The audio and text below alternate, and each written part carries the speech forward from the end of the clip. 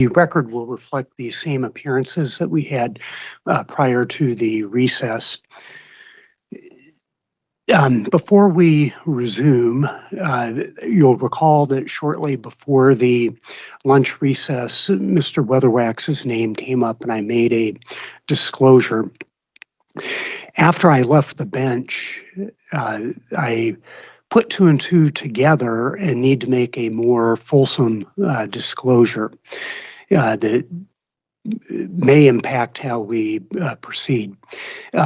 So as I told you this morning, shortly before the break, I had no idea that Mr. Weatherwax had any involvement whatsoever in this case until his name came up during the cross-examination of the defendant. And after I left the bench, it dawned on me that I unknowingly had a conversation with Mr. Weatherwax about the parties involved in this case. Not a substantive discussion, but it probably would have been a year ago, maybe a little bit longer than that. Mr. Weatherwax contacted me, and I understood at that time that he was working with somebody who was unidentified to me, a woman who I now know is Ms. Wilder. And on I think, an unrelated matter, but Ms. Wilder, as I now know, I didn't know who it was at the time, was going through a divorce proceeding. So I knew it was two women involved in the divorce, and Mr. Weatherwax was looking for recommendations for divorce counsel for who he was working with. We did not have any substantive discussion about the divorce proceedings, what was going on, although I think I knew from the discussion it was probably a contentious divorce, but I couldn't tell you any more than that. I believe he may have asked me specifically about Mr. Weiss, and he also asked for input about the judicial officer assigned to the divorce case. I didn't have any input to provide to him other than, of course, I know the judicial officer. That was the extent of our communications. I did not have any substantive communications with him about the divorce or about the other matter that he was working with Ms. Wilder on, and I still don't know what that is. And I have no knowledge of whatever involvement he may have had on the Taz matter vis-a-vis Ms. Ehnes-Wilder. So I put that out there because I think that is important for everybody to know that. And I will recuse myself if requested to do so. If you need a moment to confer with your respective clients, we'll take a break and allow that to happen. Would you like me to take a recess?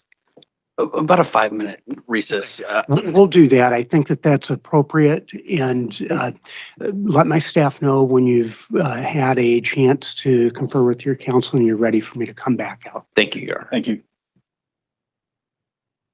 I use that. All rise.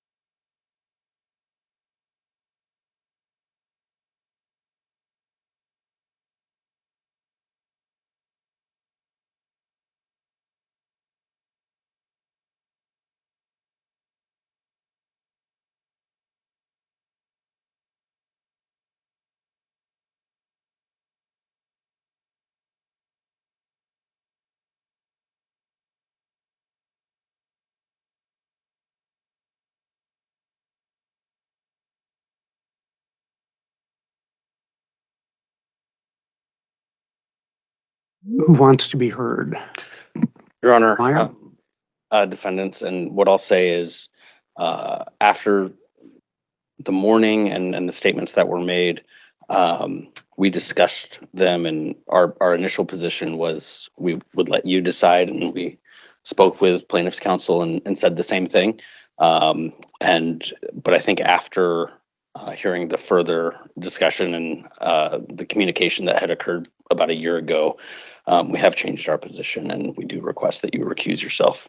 And that's understandable. And I will recuse myself. I wish I would have been able to put two and two together before that and not having everybody's time wasted. But I really had no inkling until after I left the bench, and then it dawned on me that that was the discussion that we had. So what I want to find out from both sides, I know that time is very important here because you have I think it's August 7 license renewal date. I would encourage the parties to really try to find a way to get the attestation signed so that you don't have to go through another hearing. I mean, it seems like there ought to be a way around this, but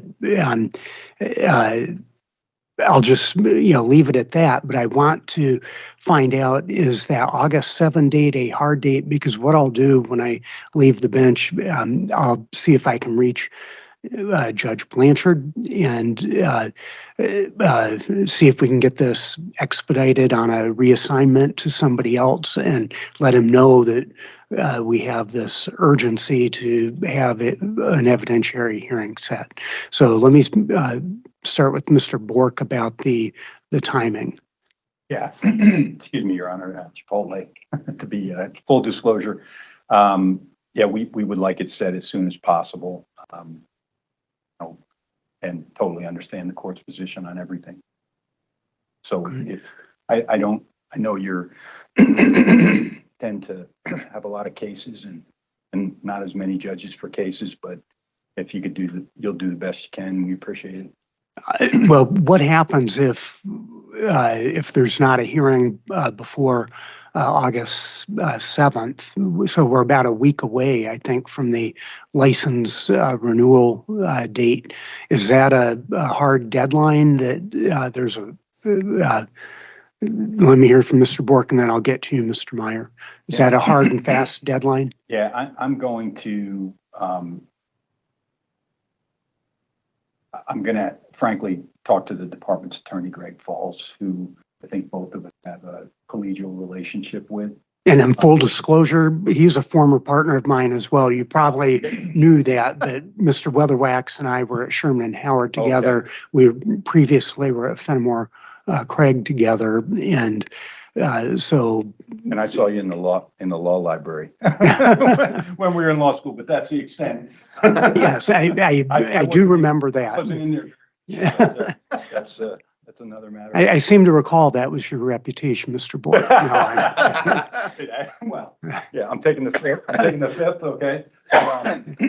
I'd like to get back to the court on that, and I think if the court can do the best it can, and then what we're going to do is regroup, chat with the client, and then contact Mr. Falls. And but we would ask that another judge be reassigned to it as soon as we can on some form of, quote unquote. Okay. I'll see if Judge Blanchard's available to have that conversation with as soon as I get off the bench, Mr. Meyer. Yes, and I just wanted to indicate, I have something else that I'll add to the record later, but on this specific subject, I think the August 7th date is a hard and fast date. Mr. Bork and I have a similar client. We share a similar client, and that client has run into this issue before with the department and lost a license due to renewal dates. And so it is a hard and fast date.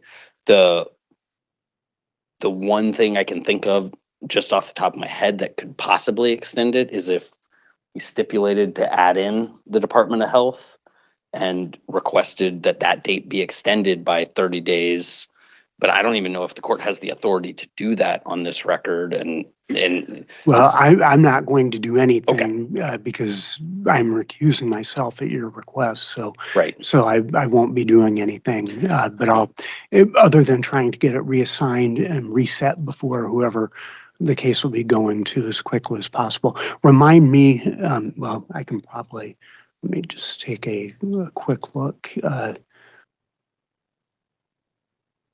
here to see if this is a commercial case. It is a commercial case, so we have a limited number of judges that it would be assigned to. So let me follow up with Judge Blanchard, and I'll do that as soon as we get done. You had something else you wanted to And the put on the additional record? part I wanted to put on the record is, Your Honor, we knew that you had worked with Mr. Weatherwax previously. I think we had a case against each other 15 years ago or so. And so we knew that. And I had spoke to Greg Falls about that, and, you know, we had talked that. And I don't know if we've spoken about this, but maybe we did. I don't remember, but it's not something I'm shy about. But I said, no, we wanted Judge Fox. We knew about that. I think it's when the communication and the continued relationship changed that, but I wanted to make that on the record. Okay, fair enough. Mr. Bork, anything further? Nothing further. Okay, good luck to all of you with whoever you're going to go see next, and we'll be adjourned. Thank you. Thank you, Your Honor. Thank you. All right.